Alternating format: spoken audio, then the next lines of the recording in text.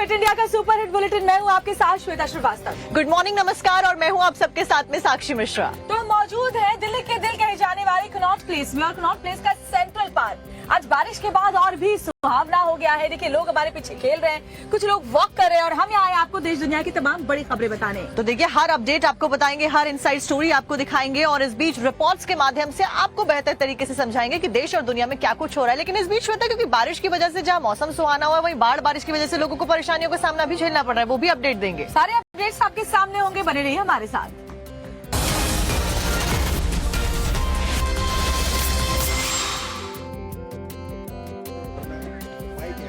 और देखिए, इस बीच सबसे पहले रुक करते हैं इस वक्त की बड़ी खबर का। जम्मू कश्मीर से खबर, प्रधानमंत्री नरेंद्र मोदी आज जम्मू कश्मीर में मौजूद रहने वाले हैं और रैलियों को संबोधित आज करने वाले हैं, क्योंकि चुनावों का दौर शुरू हो चुका है। जहां कल फर्स्ट फेज के लिए वोटिंग हुई, वहीं आज प्रधानमंत्री नरेंद्र मोदी अगले फेज के लिए यहां पर चुनावी रैली को संबोधित करते हुए नजर आएंगे लोगों को। तो दूसरे चरण के रण में प्रधानमंत्री नरेंद्र मोदी आज मौजूद होंगे कश्मीर में, और वहां रैलियों को संबोधित करने वाले हैं। बड़ी खबर आपको बता रहे हैं, पीएम मोदी आज जम्मू कश्मीर में रहने वाले हैं। 2 रैलियां होंगी, श्रीनगर में होंगी, और साथ ही दोपहर 12 बजे श्रीनगर में उनकी जनसभा के बाद दोपहर 3 बजे कटरा में प्रधानमंत्री की दूसरी रैली होगी।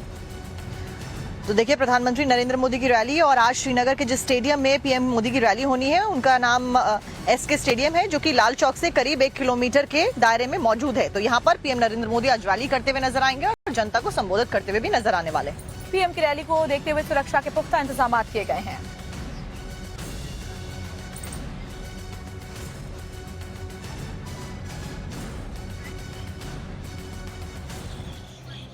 उत्तर प्रदेश में विधानसभा के उपचुनाव होने वाले हैं। तारीख हालांकि अभी तय नहीं है, लेकिन वार पलटवार का दौर जारी है। ताजा मामला सीएम योगी और अखिलेश के बीच का है, जिसमें भस्मासुर और सरेआम ठोको फोर्स के जरिए एक दूसरे पर एक बार फिर से हमले किए गए।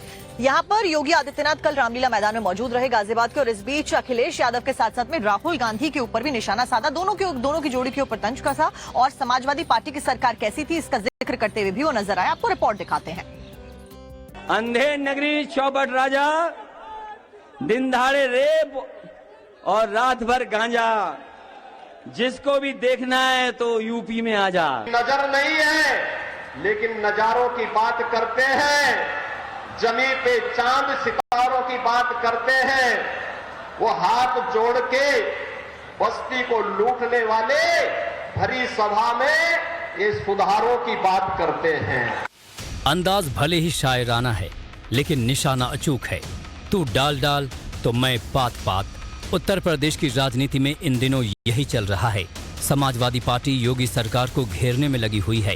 योगी सरकार के प्रशासनिक तरीके पर हमले कर रही है, तो वहीं बीजेपी की तरफ से राहुल और अखिलेश की जोड़ी पर सवाल उठाया जा रहा है। सीएम योगी ने एक बार फिर से यूपी के 2 लड़के कहकर हमला किया। आप यूपी के अंदर ये जो 2 लड़कों की जोड़ी गुमराह करने के लिए आई है, इन्होंने लूटने के सिवाय, अपने परिवार के सिवाय किसी का कोई हित नहीं किया है। दरअसल बुधवार को योगी आदित्यनाथ ने गाजियाबाद में एक रैली को संबोधित किया, जहां उन्होंने राहुल और अखिलेश पर जमकर निशाना साधा। और सुनिए इन दोनों की जोड़ी को लेकर सीएम योगी ने क्या कहा। इन लोगों को जब भी जनता जनार्दन ने शक्ति दी है, तो इन्होंने उस शक्ति का दुरुपयोग किया है, वैसे ही जैसे किसी कालखंड में भस्मासुर ने किया था। आपकी ताकत से ही आपकी आस्था पर प्रहार। लोकसभा चुनाव के बाद से ही समाजवादी पार्टी पूरे जोश में है। अखिलेश यादव के साथ ही पार्टी के हर नेता योगी सरकार की नीतियों पर सवाल उठा रहे हैं।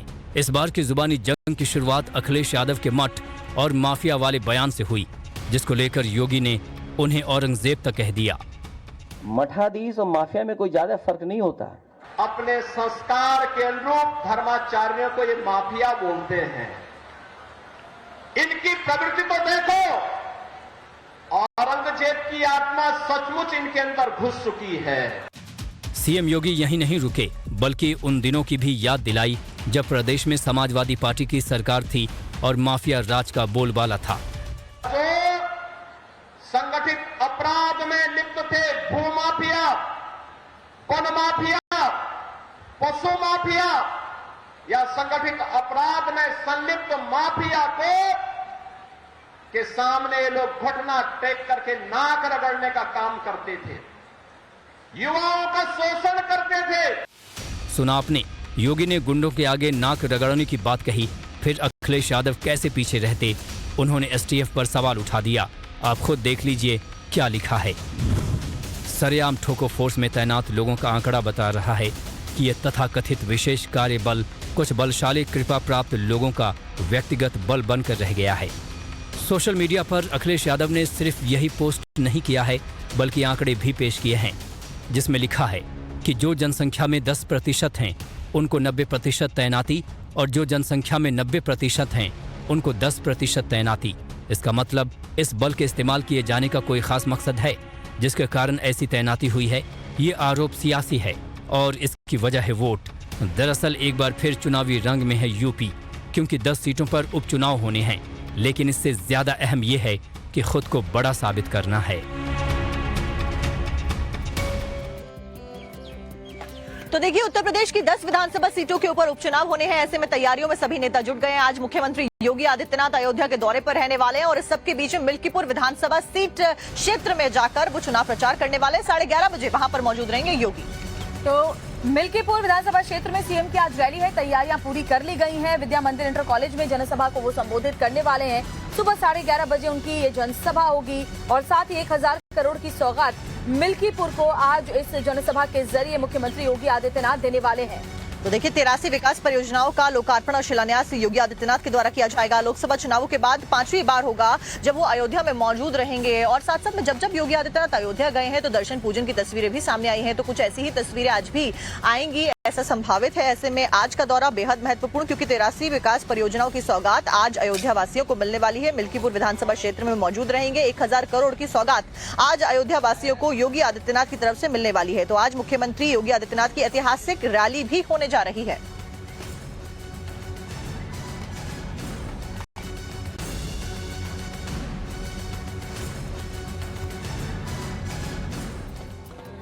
और बीएसपी से जुड़ी एक बड़ी खबर भी सामने आ रही है, क्योंकि विधानसभा चुनाव के लिए उपचुनाव होने वाले उत्तर प्रदेश में और ऐसे में आज लखनऊ में बीएसपी की एक बड़ी बैठक होने जा रही है। मायावती की बैठक में जिला स्तर के कार्यकर्ता भी शामिल होंगे।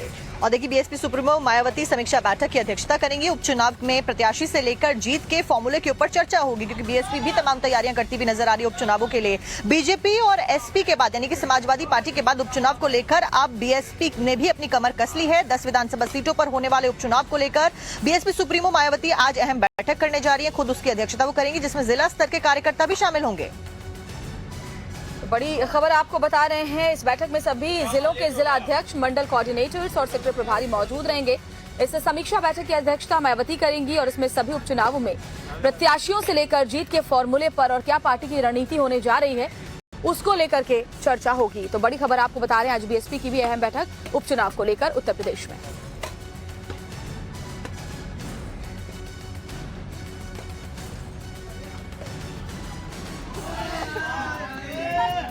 और देखिए, उत्तर प्रदेश के अयोध्या में रेप हुआ था, उसके बाद में लगातार जो सियासी गलियारों में सियासत थी वो गर्माती हुई नजर आई। सबके बीच में पीड़िता के साथ में अखिलेश यादव ने मुलाकात की है। पीड़िता ने अपनी आपबीती भी बताई और साथ साथ में ये भी जानकारी मिल रही है कि पीड़िता पर एफआईआर वापस लेने का बयान जो दबाव बनाया जा रहा था उसको लेकर भी दोनों के बीच में चर्चा हुई है। होटल और कार में पीड़िता का रेप किया गया था। 16 से 25 अगस्त तक कई बार रेप की शिकार हुई थी ये पीड़िता और साथ ही गैंगरेप पीड़िता के लिए इंसाफ की आवाज उठाने की बात हालांकि अखिलेश यादव कह रहे हैं। मुलाकात भी पीड़िता से की है। पीड़िता ने अखिलेश यादव को अपनी आपबीती सुनाई है। दरअसल अयोध्या गैंगरेप की पीड़िता और एसपी अध्यक्ष अखिलेश यादव की मुलाकात लखनऊ में हुई, जहां बुधवार को मुलाकात के लिए पीड़िता समाजवादी दफ्तर पहुंची थी।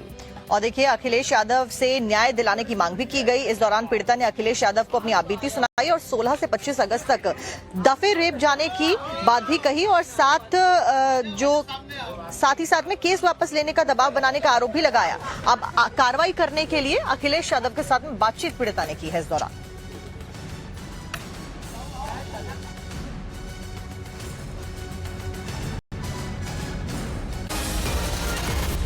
फिट इंडिया का सुपर हिट बुलेटिन। बात करते हैं बिहार के मुजफ्फरपुर की, जहां से हैरान करने वाला एक वीडियो सामने आया।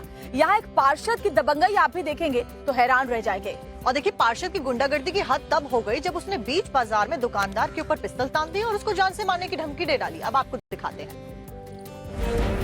कैमरे में एक दुकान के बाहर का हिस्सा दिख रहा है। ब्लू कलर की टी शर्ट में दुकान के बाहर खड़ा हुआ एक शख्स भी दिख रहा है। एक नजर में देखकर सब कुछ सामान्य लग रहा है, लेकिन कुछ ही मिनटों में थोड़ी हलचल होती दिखती है।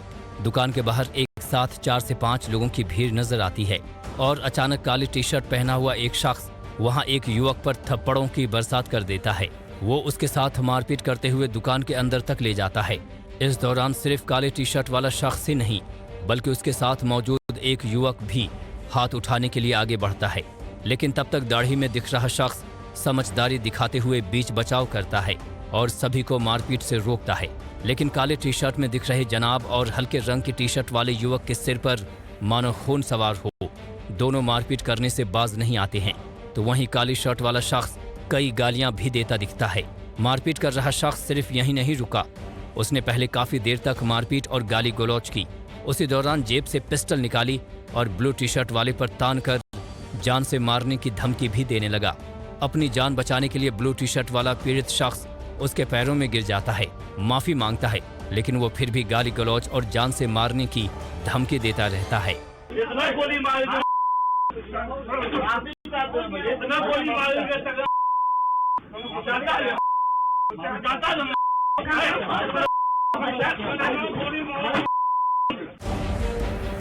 दबंगई करता दिख रहा काली शर्ट वाला शख्स बिहार के मुजफ्फरपुर में वार्ड पार्षद अभिमन्यु चौहान है। साथ ही वो बीजेपी पार्टी का जिला स्तर पर सदस्य भी है। खुलेआम लोगों पर धौंस जमा रहा है, पिस्टल दिखाकर जान से मारने की धमकी दे रहा है। लाइसेंस से पिस्टल दिखाते हुए जान से मारने की धमकी दे रहा है। गाली देते हुए अभिमन्यु बस एक ही बात कह रहा है,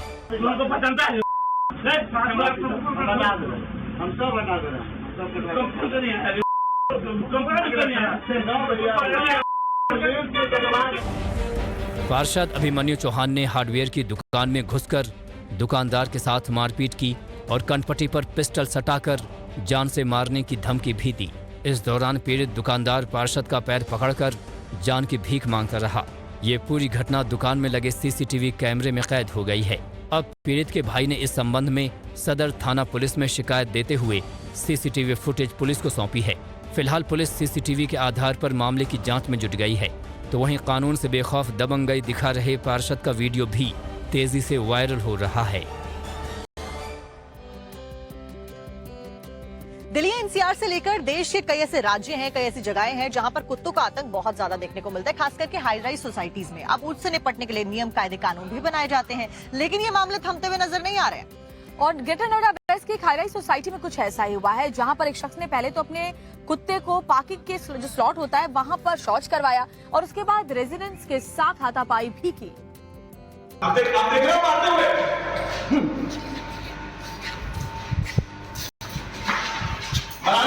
कोई बात नहीं, मैं बना रहा हूँ। बनाओ वीडियो मैंने बना लिया। वीडियो बना रहे हो आप? बना लो। ये देखो गार्ड के साथ मारपीट किया, ग्राउंड फ्लोर पे गार्ड भाग रहा है इनसे डर के, और मेरे ऊपर भी हाथ उठाया इन्होंने। एक सोसाइटी के बेसमेंट में हंगामा हो रहा है। तस्वीरों में 3 कुत्तों के साथ दिख रहा शख्स मारपीट कर रहा है।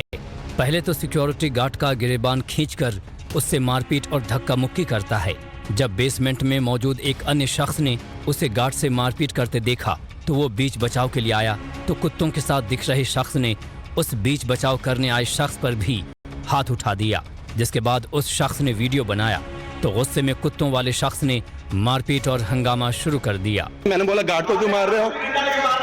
ये रहा 3 कुत्ते को घुमा रहे हैं। गार्ड ने इनको रोका तो इन्होंने गार्ड से मारपीट की, मेरे से भी मारपीट की। मैंने बोला गार्ड को क्यों मारा, तो मेरे से भी हाथ उठाया। ये बंदा है सोसाइटी में, बोल रहा है जो करना है कर लो। दरअसल मामला गौर सिटी की 14 एवेन्यू सोसाइटी का है, जहां एक रेजिडेंट अपने 3 कुत्तों को बेसमेंट में शौच के लिए घुमाता नजर आ रहा है।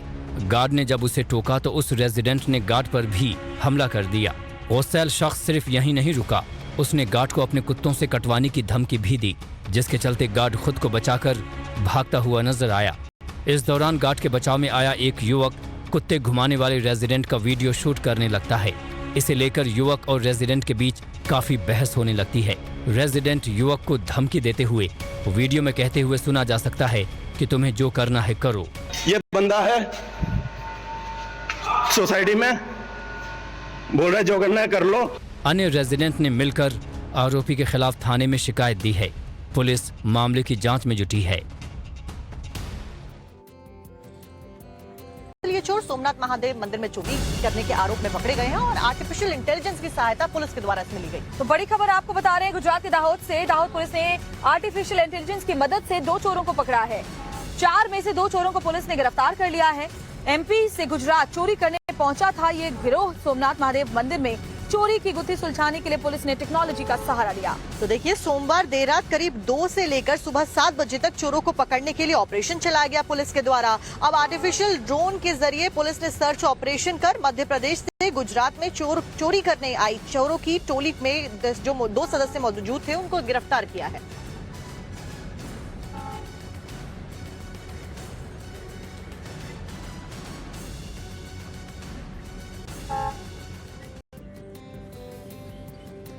और चलिए अगली बात करते हैं हमीरपुर की। हमीरपुर की बात करें तो यहाँ स्टंटबाजी का एक वीडियो सामने आया है जिसे देखेंगे तो आप भी दंग रह जाएंगे। और देखिए, ई रिक्शा चालक ने स्टंटबाजी की है और अब उसका वीडियो वायरल हो रहा है और कार्रवाई की मांग भी की जा रही है। ई रिक्शा चालक की स्टंटबाजी देखिए। ई रिक्शा का आगे का पहिया हवा में उठा रखा है, स्टंटबाजी कर रहा है। पूरा ई रिक्शा हवा में उछालता हुआ दिख रहा है और फिर वो तेजी से उछलकर जमीन पर आकर टकराता है। ये स्टंटबाजी भी वो स्टेट हाईवे पर कर रहा है जहां गाड़ियां तेज रफ्तार में दौड़ती हैं। जान की परवाह किए बगैर वीडियो बनाने के लिए स्टंटबाजी करने वाले ई रिक्शा चालक का वीडियो हिमाचल प्रदेश के हमीरपुर का है, जहां बीच स्टेट हाईवे पर ई रिक्शा चालक की स्टंटबाजी देखने को मिली। रिक्शा चालक ऐसी स्टंटबाजी से किसी हादसे को दावत तो दे ही रहा है, साथ ही उसके इस अंदाज से ये भी साफ हो गया है कि वो ट्रैफिक पुलिस और ट्रैफिक नियमों का मखौल भी उड़ा रहा है। अब देखना ये होगा कि हमीरपुर पुलिस स्टंटबाज रिक्शा चालक पर कार्रवाई कब करती है।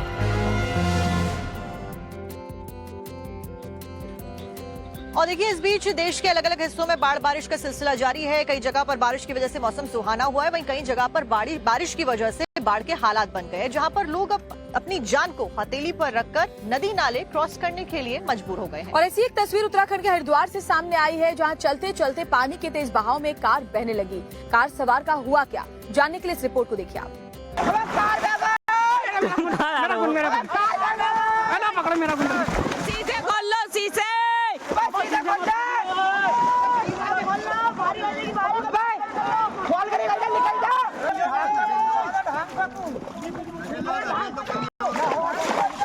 बाढ़ के कहर की यह तस्वीर देखिए। एक सफेद कार पानी में बहती चली गई। बहती कार में लोग भी सवार हैं। मुश्किल ये कि कार पूरी तरह से डूबने को है और आसपास खड़े लोग दूर से चेतावनी दे रहे हैं, चिल्ला रहे हैं, बार बार उसे बता रहे हैं कि शीशे खोलकर बाहर निकल आओ। जब लोगों ने देखा कि बाढ़ का पानी कार को खींचे जा रहा है तो 4-5 लोग पानी में कूदे और तैरकर कार के पास मदद के लिए पहुंचे और कार को बहने से रोका। तस्वीरें मुरादाबाद के भोजपुर की हैं, जहां बरसाती नदी दमदमा में अचानक पानी उफान पर आ गया और कार सवारों की जान पर आफत बनाई। बारिश के मौसम में कार बाइक जैसे वाहनों के बहने की तस्वीरें तो कई सामने आ रही हैं, लेकिन एक चौंकाने वाला वीडियो भी वायरल हो रहा है जिसमें बाढ़ के पानी में बुलडोजर ही डूब गया। अपने पंजों से बड़ी बड़ी इमारतों को जमींदोज कर देने वाला बुलडोजर पानी के आगे कैसे नतमस्तक है। वायरल वीडियो प्रयागराज का बताया जा रहा है। आसपास कंस्ट्रक्शन का काम चल रहा था, लेकिन गंगा का जलस्तर बढ़ा और बुलडोजर पानी में समा गया। हरिद्वार से एक और खबर आपको दिखाते हैं, जहां सिटी मजिस्ट्रेट ऑफिस के बाहर उस वक्त हड़कंप मच गया जब एक खड़ी कार के बोनट में अजगर जा घुसा। अब ये 12 फीट लंबा अजगर आखिरकार गाड़ी से बाहर कैसे आ गया, इसका वीडियो भी सामने आया, आपको दिखाते हैं। एक नजर में देखकर सब कुछ सामान्य लग रहा है, लेकिन आसपास खड़ी भीड़ और पुलिस की टीम ये बयां कर रही है कि माजरा कुछ और ही है। एक शख्स डर डर कर कार का बोनट उठा रहा है। इसके आगे देखिए और सावधान हो जाइए, क्योंकि स्विफ्ट कार के बोनट से एक इंसान सांप निकाल रहा है। सांप भी कोई छोटा मोटा नहीं, बल्कि अजगर, जो जिंदा इंसान को निगल लेता है। तस्वीरें हरिद्वार की हैं। और अजगर ने अपने लिए जिस कार को चुना है वो सिटी मजिस्ट्रेट के दफ्तर की कार है। जैसे ही सुबह लोगों ने कार के अंदर अजगर की हलचल को महसूस किया और कार का बोनट खोलकर देखा तो हैरान रह गए। इस अजगर को देखने के लिए आसपास भीड़ जुट गई।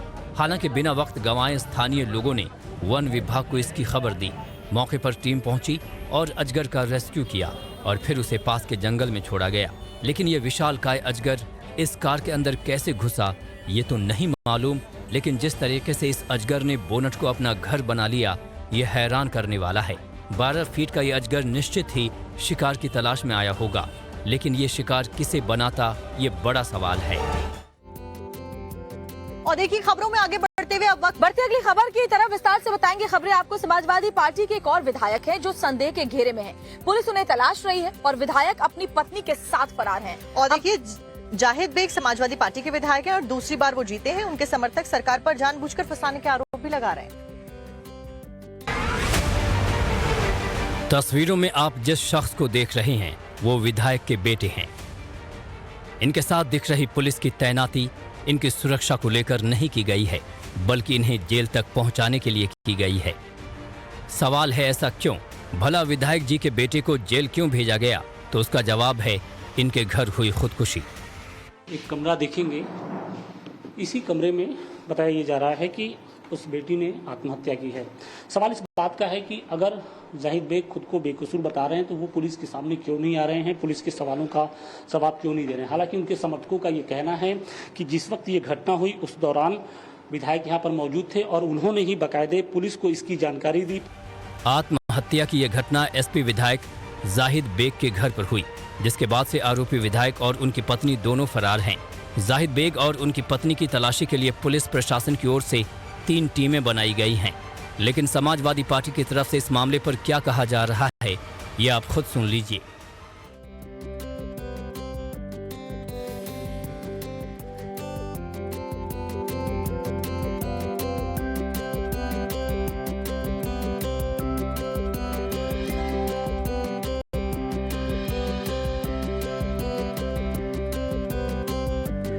और देखिए इस बीच आज महाराष्ट्र में बड़े स्तर पर प्रदर्शन का ऐलान किया गया है। दरअसल कांग्रेस पार्टी का बड़ा प्रदर्शन यहाँ पर होना है। राहुल के खिलाफ में हेट स्पीच के विरोध में यह प्रदर्शन होगा। लेकिन इस बीच बीजेपी हरियाणा चुनाव में अपना संकल्प पत्र जारी करने वाली है। ये बड़ी खबर आपको बताते हैं। हरियाणा के लिए आज बीजेपी का संकल्प पत्र आएगा।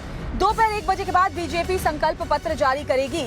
हरियाणा के संकल्प पत्र को रोहतक से बीजेपी की तरफ से जारी किया जाएगा, जिसमें जो चुनावी वादे हैं वो सामने होंगे। बीजेपी के घोषणा पत्र को राष्ट्रीय अध्यक्ष जेपी नड्डा जारी करेंगे। दोपहर 1:10 पर जेपी नड्डा प्रेस कॉन्फ्रेंस करेंगे। तो देखिए बड़ी जानकारी हरियाणा चुनाव को लेकर कांग्रेस के बाद में आज बीजेपी भी अपना संकल्प पत्र जारी करने जा रही है। प्रदेश के रोहतक से अपना घोषणा पत्र जारी बीजेपी के द्वारा किया जाएगा। इस दौरान पार्टी के राष्ट्रीय अध्यक्ष जेपी नड्डा की मौजूदगी रहेगी। तो देखिए दोनों ही पॉलिटिकल पार्टीज फिलहाल हरियाणा में होने वाले चुनावों को लेकर अपनी कमर कसती हुई नजर आ रही है। हरियाणा चुनाव के लिए ये बड़ी जानकारी है। हरियाणा के लिए आज भारतीय जनता पार्टी का संकल्प पत्र दोपहर 1 बजे जारी किया जाएगा। तो हरियाणा चुनाव को लेकर बड़ी खबर सामने आ रही है। बीजेपी का संकल्प पत्र आज जारी होगा।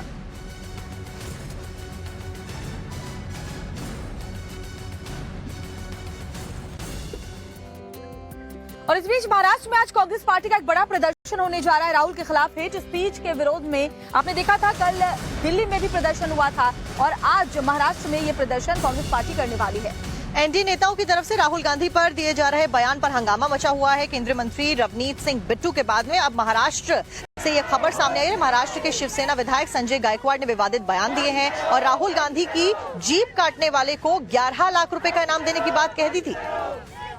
तो बड़ी खबर आपको बता रहे हैं, पूरे महाराष्ट्र में आज कांग्रेस प्रदर्शन करेगी। इस प्रदर्शन में कांग्रेस पार्टी को शरद गुट का समर्थन भी मिला है।